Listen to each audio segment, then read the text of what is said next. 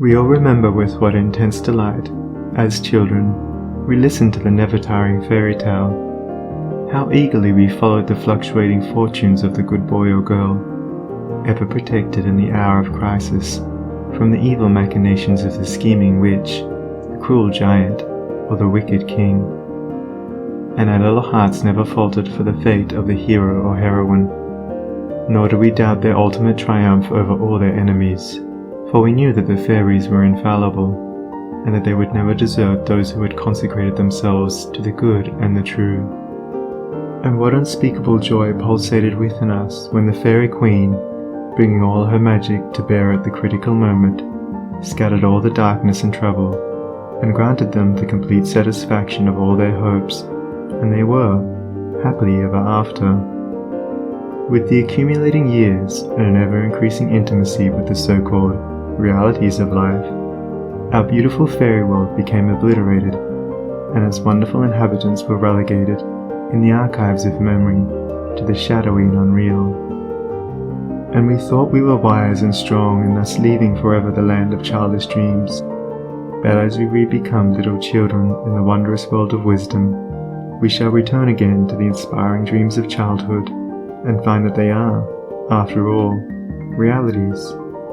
The fairy folk, so small and nearly always invisible, yet possessed of an awe-conquering and magical power, who bestow upon the good health, wealth, and happiness, along with all the gifts of nature in lavish profusion, start again into reality and become immortalized in the soul realm of him who, by growth in wisdom, has entered into a knowledge of the power of thought and the laws which govern the inner world of being. To him the fairies live again as thought people, thought messengers, thought powers working in harmony with the overruling good. And they who, day by day, endeavor to harmonize their hearts with the heart of the supreme good, do in reality acquire true health, wealth, and happiness. There is no protection to compare with goodness, and by goodness I do not mean a mere outward conformity to the rules of morality. I mean pure thought, noble aspiration, unselfish love, and freedom from vainglory. To dwell continually in good thoughts is to throw around oneself a psychic atmosphere of sweetness and power which leaves its impress upon all who come in contact with it. As the rising sun puts to rout the helpless shadows, so are all the impotent forces of evil put to flight by the searching rays of positive thought, which shine forth from a heart made strong in purity and faith. Where there is sterling faith and uncompromising purity, there is health, there is success, there is power. In such a one, disease, failure, and disaster can find no lodgment, for there is nothing on which they can feed. Even physical conditions are largely determined by mental states, and to this truth the scientific world is rapidly being drawn. The old, materialistic belief that a man is what his body makes him is rapidly passing away, and is being replaced by the inspiring belief that a man is superior to his body, and that his body is what he makes it by the power of thought.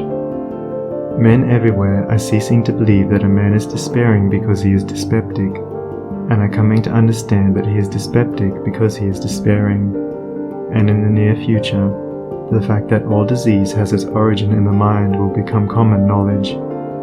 There is no evil in the universe but has its root and origin in the mind, and sin, sickness, sorrow, and affliction do not, in reality, belong to the universal order, are not inherent in the nature of things, but are the direct outcome of our ignorance of the right relations of things. According to tradition, there once lived, in India, a school of philosophers who led a life of such absolute purity and simplicity that they commonly reached the age of 150 years, and to fall sick was looked upon by them as an unpardonable disgrace, for it was considered to indicate a violation of law. The sooner we realize and acknowledge that sickness, far from being the arbitrary visitation of an offended God, or the test of an unwise providence, is the result of our own error or sin, the sooner we shall enter upon the highway of health. Disease comes to those who attract it, to those whose minds and bodies are receptive to it, and flees from those whose strong, pure, and positive thought sphere generates healing and life-giving currents. If you are given to anger, worry, jealousy, greed, or any other inharmonious state of mind and expect perfect physical health, you're expecting the impossible, for you are continually sowing the seeds of disease in your mind. Such conditions of mind are carefully shunned by the wise man, for he knows them to be far more dangerous than a bad drain or an infected house. If you would be free from all physical aches and pains, and would enjoy perfect physical harmony, then put your mind in order and harmonize your thoughts. Think joyful thoughts, think loving thoughts. Let the elixir of goodwill course through your veins, and you'll need no other medicine.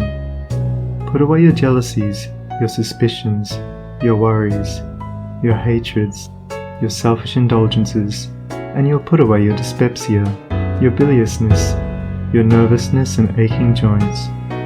If you will persist in clinging to these debilitating and demoralizing habits of mind, and do not complain when your body is laid low with sickness. The following story illustrates the close relation that exists between habits of mind and bodily conditions. A certain man was afflicted with a painful disease, and he tried one physician after another, but all to no purpose. He then visited towns which were famous for their curative waters, and after having bathed in them all, his disease was more painful than ever. One night he dreamed that a presence came to him and said, "Brother, hast thou tried all means of cure?" And he replied, "I have tried all." "Nay," said the presence, "come with me, and I will show thee a healing bath which has escaped thy notice." The afflicted man followed, and the presence led him to a clear pool of water, and said, "Plunge thyself in this water, and thou shalt surely recover," and thereupon vanished. The man plunged into the water, and on coming out, lo! His disease had left him, and at the same moment he saw written above the pool the word, "Renounce." Upon waking, the full meaning of his dream flashed across his mind, and looking within he discovered that he had, all along, been a victim to a sinful indulgence, and he vowed that he would renounce it forever. He carried out his vow, and from that day his affliction began to leave him, and in a short time he was completely restored to health. Many people complain that they have broken down through overwork. In the majority of such cases, the breakdown is more frequently the result of foolishly wasted energy. If you would secure health, you must learn to work without friction. To become anxious or excited, or to worry over needless details, is to invite a breakdown.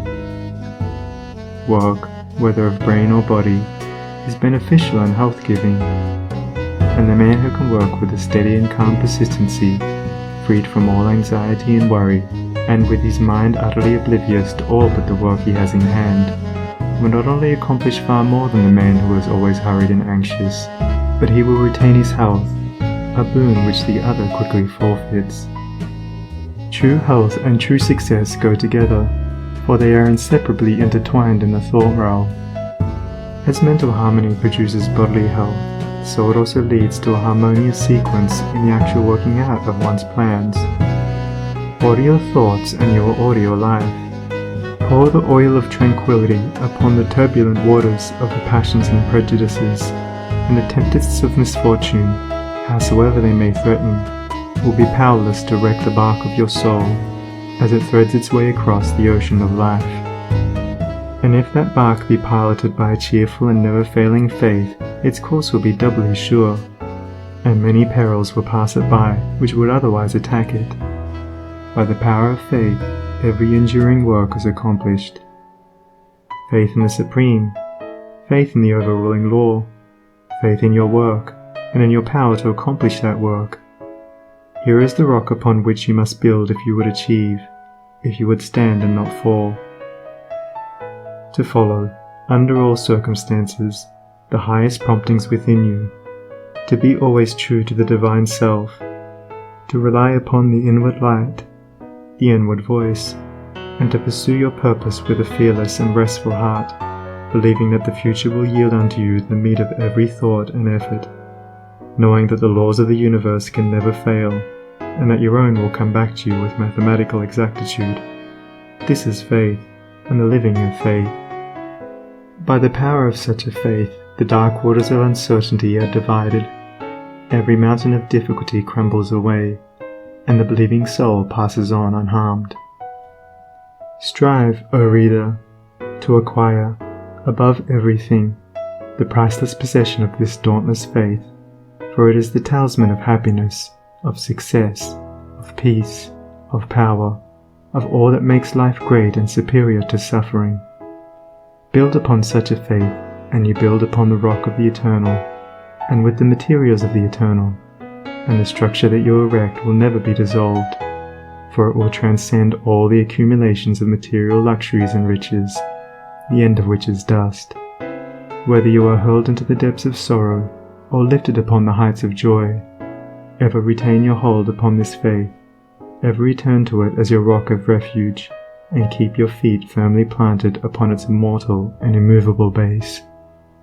Centered in such a faith, you will become possessed of such a spiritual strength as will shatter, like so many toys of glass, all the forces of evil that are hurled against you, and you will achieve a success such as the mere striver after worldly gain can never know or even dream of. If ye have faith, and doubt not, ye shall not only do this, but if ye shall say unto this mountain, Be thou removed, and be thou cast into the sea, it shall be done. There are those today, men and women tabernacled in flesh and blood, who have realized this faith, who live in it and by it day by day, and who, having put it to the utmost test, have entered into the possession of its glory and peace. Such have sent out the word of command, and the mountains of sorrow and disappointment, of mental weariness and physical pain have passed from them, and have been cast into the sea of oblivion. If you will become possessed of this faith, you will not need to trouble about your success or failure, and success will come. You will not need to become anxious about results, but will work joyfully and peacefully, knowing that right thoughts and right efforts will inevitably bring about right results.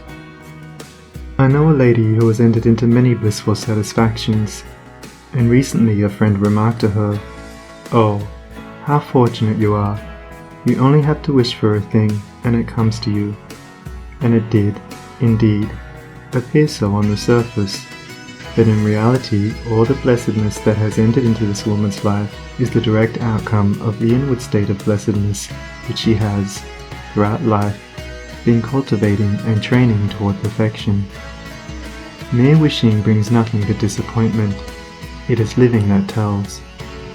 The foolish wish and grumble, the wise work and wait, and this woman had worked without and within, but especially within upon heart and soul, and with the invisible hands of the Spirit she had built up, with the precious stones of faith, hope, joy, devotion and love, a fair temple of light, whose glorifying radiance was ever round about her. It beamed in her eye, it shone through her countenance, it vibrated in her voice, and all who came into her presence felt its captivating spell. And as with her, so with you. Your success, your failure, your influence, your whole life you carry about you, for your dominant trends of thought are the determining factors in your destiny. Send forth loving, stainless, and happy thoughts, and blessings will fall into your hands, and your table will be spread with the cloth of peace. Send forth hateful, impure, and unhappy thoughts, and curses will rain down upon you, and fear and unrest will wait upon your pillow.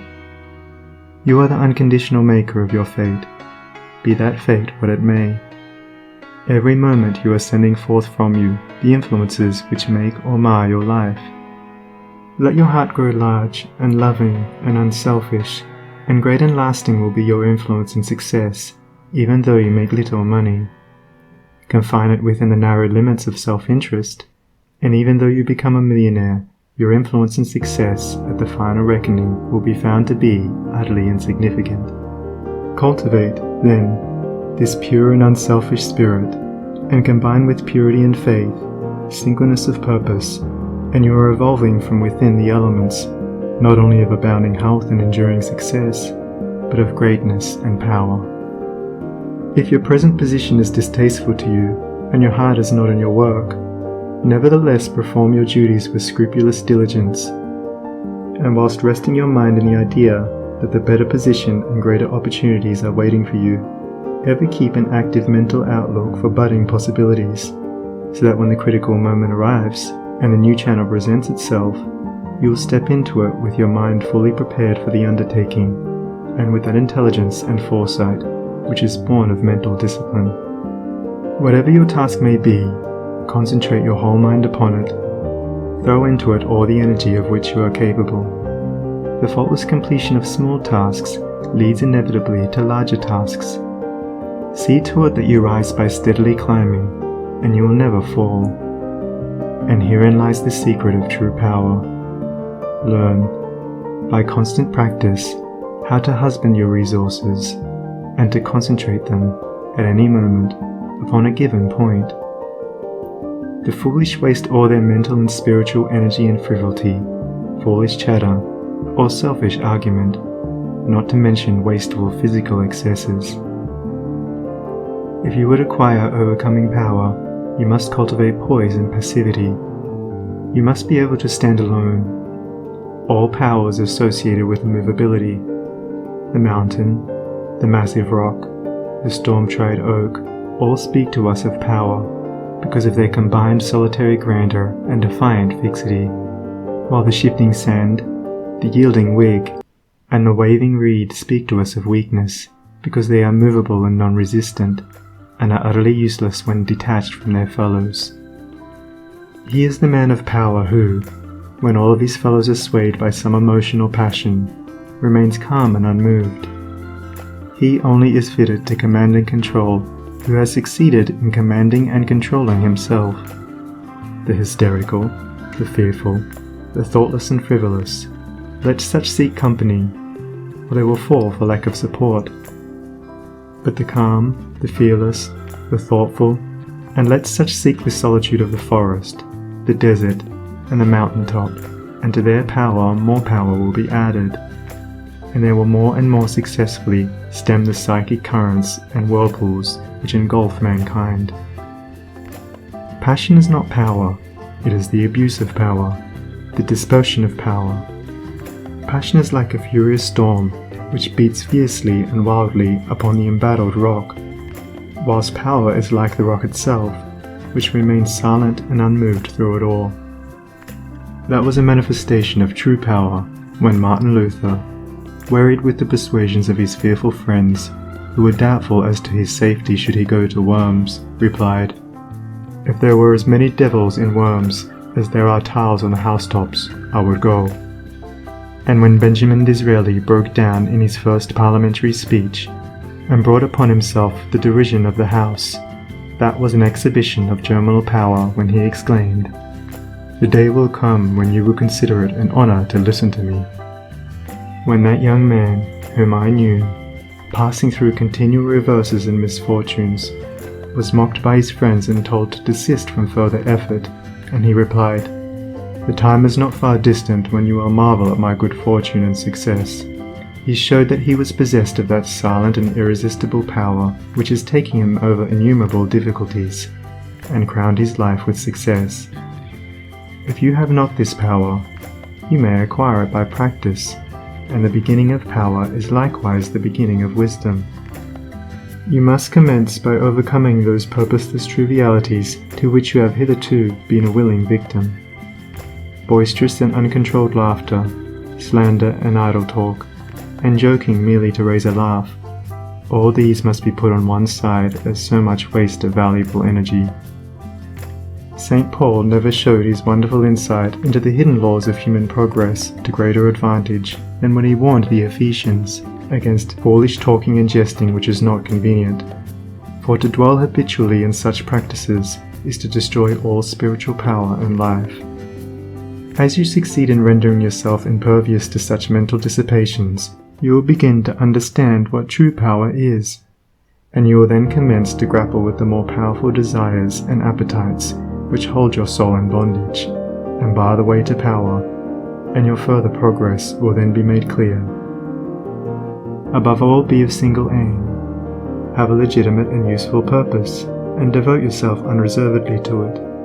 Let nothing draw you aside. Remember that the double-minded man is unstable in all his ways. Be eager to learn but slow to beg. Have a thorough understanding of your work, and let it be your own. And as you proceed, ever following the inward guide, the infallible voice, you will pass on from victory to victory, and will rise step by step to higher resting places, and your ever-broadening outlook will gradually reveal to you the essential beauty and purpose of life. Self-purified, health will be yours. Faith-protected, success will be yours. Self-governed, power will be yours. And all that you do will prosper, for, ceasing to be a disjointed unit, self-enslaved, you will be in harmony with the great law, working no longer against, but with, the universal life, the eternal good. And what health you gain, it will remain with you. What success you achieve will be beyond all human computation, and will never pass away. And what influence and power you wield will continue to increase throughout the ages, for it will be a part of that unchangeable principle which supports the universe. This, then, is the secret of health, a pure heart and a well-ordered mind. This is the secret of success, an unfaltering faith and a wisely directed purpose, and to rein in, with unfaltering will, the dark steed of desire. This is the secret of power. All ways are waiting my feet to tread, the light and dark, the living and the dead, the broad and narrow way, the high and low, the good and bad, and with quick step or slow, I now may enter any way I will, and find, by walking, which is good, which ill. And all good things my wandering feet await, if I but come, with vow inviolate, unto the narrow, high and holy way of heart-born purity, and therein stay, walking, secure from him who taunts and scorns, to flowery meads across the path of thorns. And I may stand where health, success, and power await my coming, if, each fleeting hour, I cling to love and patience, and abide with stainlessness, and never step aside from high integrity. So shall I see at last the land of immortality. And I may seek and find, I may achieve, I may not claim, but, losing, may retrieve. The law bends not for me, but I must bend unto the law. If I would reach the end of my afflictions, if I would restore my soul to light and life, and weep no more. Not mine the arrogant and selfish claim to all good things, be mine the lowly aim, to seek and find, to know and comprehend, and wisdom-ward all holy footsteps wend. Nothing is mine to claim or to command, but all is mine to know and understand. Recording by Sunny Abdullah.